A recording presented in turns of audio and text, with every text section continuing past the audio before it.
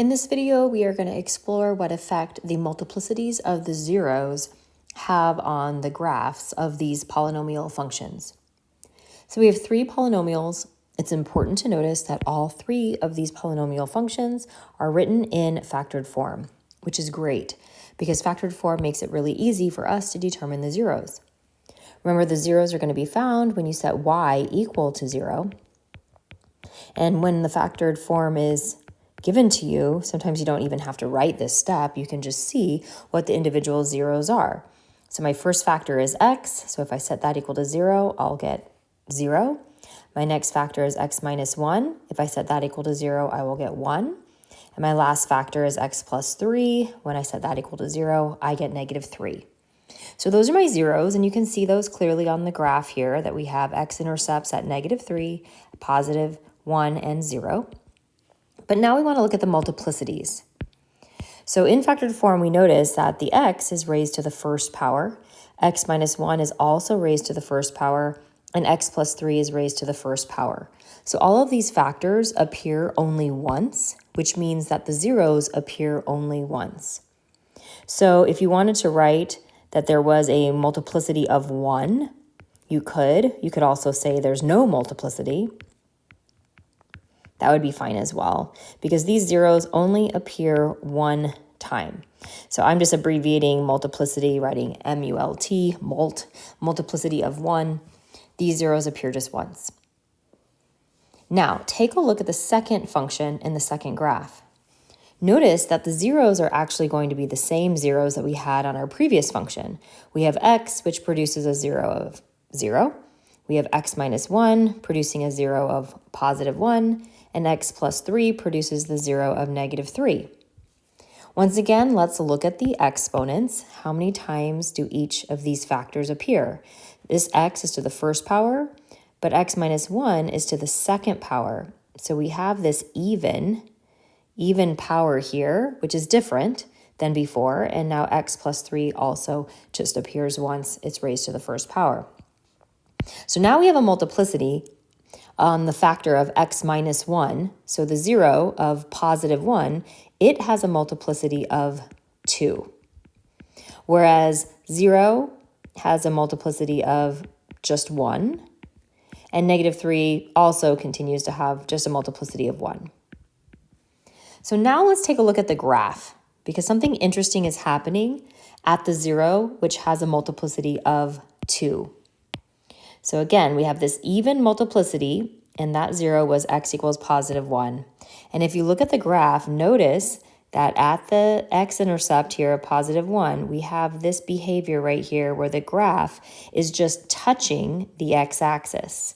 We call that just a touch. The graph is just touching, or you might consider it a bounce. It's bouncing off of the x-axis at positive 1. And that's because of that even multiplicity. Whereas if you look at the other two zeros, we have a 0 at 0 and another 0 here of negative 3. If you look at the behavior at those x-intercepts, the graph just crosses straight through the x-axis. So here, the graph is just crossing. You can say it crosses the x-axis. And same thing at x equals 0. But at x equals positive 1, the graph just touches the x-axis. Now, looking back at the first example, we also had just multiplicities of 1. And if you look at the behavior again, at each of those x-intercepts, you notice that at all three of those x-intercepts, the graph just crosses the x-axis. Now look at our third example. Notice we have the same zeros. We still have the first factor of x, which produces a 0 of 0. X minus 1 produces the 0 of 1. X plus 3 produces the 0 of negative 3. Looking at our powers, we have x to the first power, x minus 1 to the first power. So we don't have any multiplicities for those two factors. So 0 has a multiplicity of 1, and 1 has a multiplicity of 1. Looking at the graph, notice that at 0, and also at positive 1, this graph just crosses straight through. The graph crosses straight through the x-axis at both of those zeros. However, At -3, we have that even multiplicity because of the even power. So this is a multiplicity of 2. And then notice again at the graph, when we have an even multiplicity, that multiplicity of 2 for the 0 of -3, sure enough, here at the x-intercept of -3, the graph bounces or just touches the x-axis here. We call that a touch. So what I want you to gather from these 3 examples is there's a difference in the behavior of the graph when you have a 0 that has an even multiplicity versus a 0 that has an odd multiplicity. So zeros with even multiplicities, what's going to happen is the graph is going to touch the x-axis at the x-intercept. So again, the graph touches the x-axis at the x-intercept when you have a 0 with an even multiplicity.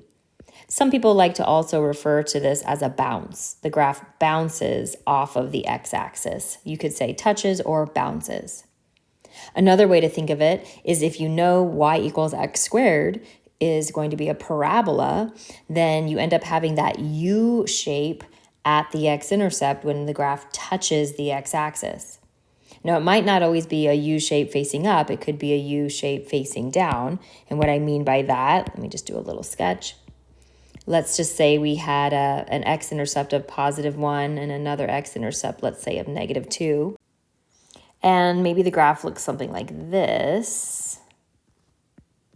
So if you take a look at the behavior of the graph at x equals 1, at the 0 here, notice again the graph still touches the x-axis and it has that U shape, but it's that U shape facing downward.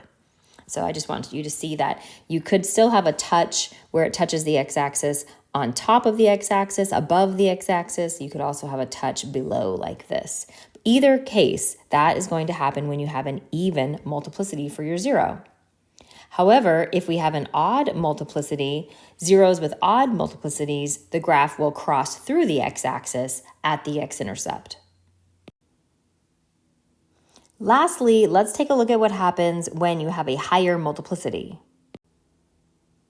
Here's a polynomial also in factored form. F of x is equal to x times x minus 1 times x plus 3 cubed. So once again, let's go ahead and list our zeros. So we have that factor of x, which produces a 0 of 0. It's to the first power, so that's going to be a multiplicity of 1.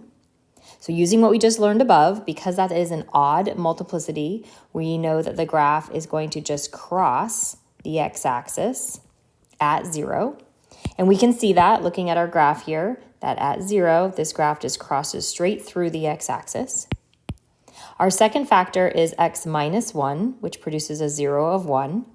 That factor is also raised to the first power. So once again, that's going to be just a 0 of multiplicity 1.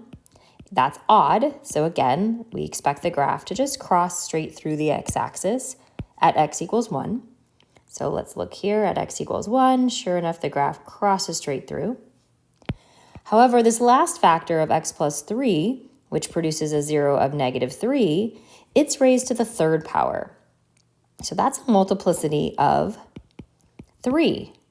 Now that's still odd. So according to what we have above, we know the graph is going to cross the x-axis at -3. But check out the behavior at -3 because it doesn't cross straight through like it did at 0 and 1. But rather there's this little wiggle, if you want to call it that. That's not very mathematical. But if you can think about this shape right here that I have in green, that kind of starts to look something. It kind of looks like what you would expect a y equals x cubed graph to look like, doesn't it? We know y equals x cubed would have this shape. We say that the graph is getting a little bit flatter near the x-axis, and that's because of this higher multiplicity. It was still odd, so the graph did still cross through the x-axis. It didn't bounce, but that higher multiplicity causes the graph to be just a little bit flatter, or perhaps you call it a little wiggle. There's a little wiggle in the graph. The graph looks like a cubic if we were to zoom in right at -3. So filling this in here, the higher the multiplicity, we say the flatter the graph will be near that x-intercept.